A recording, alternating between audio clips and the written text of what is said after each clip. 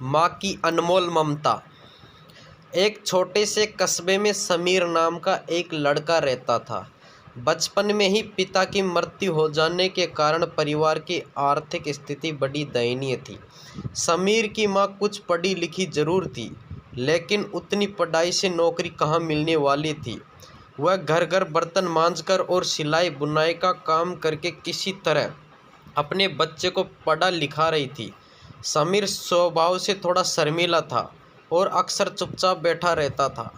एक दिन जब वह स्कूल से लौटा तो उसके हाथ में एक लिफाफा था।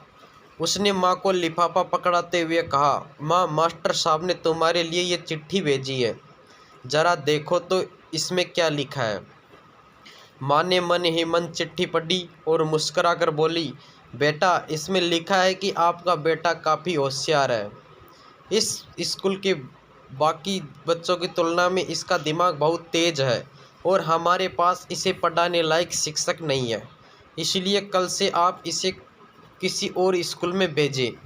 यह बात सुनकर समीर को स्कूल न जा सकने का दुख तो हुआ, पर साथ ही उसका मन आत्मविश्वास से भर गया कि वह कुछ खास है और उसकी बुद्धि तीव्र है।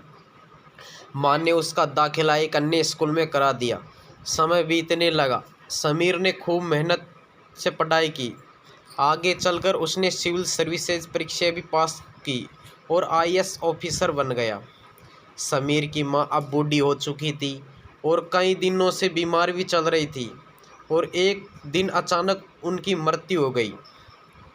समीर के लिए यह बहुत बड़ा आघात था। वह बिलख बिलख कर रो पड़ा। उसे समझ नहीं आ रहा था कि अब अपनी माँ के बिना वह कैसे जिएगा।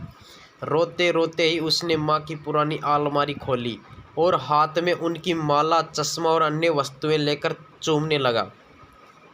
उस अलमारी में समीर के पुराने खिलौने और बचपन के कपड़े तक संभाल कर रखे हुए थे। समीर एक एक कर सारी चीज़ें निकालने लगा और तभी उसकी नज़र एक पुरानी चिट्ठी पर पड़ी। दरअसल ये वही चिट्ठी थी जो मास्टर साहब ने उसे 18 साल पहले दी थी। नम आंखों से समीर उसे पढ़ने लगा। आदरणीय अभिभावक, आपको बताते हुए हमें अफसोस हो रहा है कि आपका बेटा समीर पढ़ाई में बेहद कमज़ोर है और खेल कूद में भी भाग नहीं लेता। जान पड़ता है कि उम्र के हिसाब से समीर की बुद्धि विकसित नहीं हो पाई है, अतः हम इसे अपने विद्यालय में पढ़ाने में असमर्थ है। आपसे निवेदन है कि समीर का दाखिला किसी मंद बुद्धि विद्यालय में कराए अथवा खुद घर पर रखकर इसे पढ़ाए। सादर,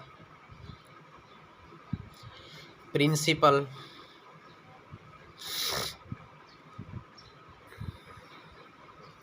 समीर जानता था कि भले ही अब उसकी माँ इस दुनिया में नहीं रही, पर वह जहाँ भी रहे उनकी ममता, उनका आशीर्वाद सदा उस पर बना रहेगा।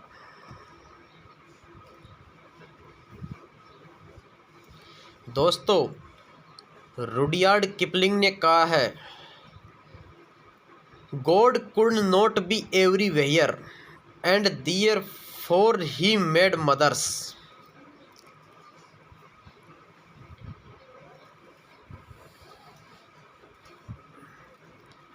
यानी कि भगवान सभी जगह नहीं हो सकते, इसलिए उसने माएँ बनाई।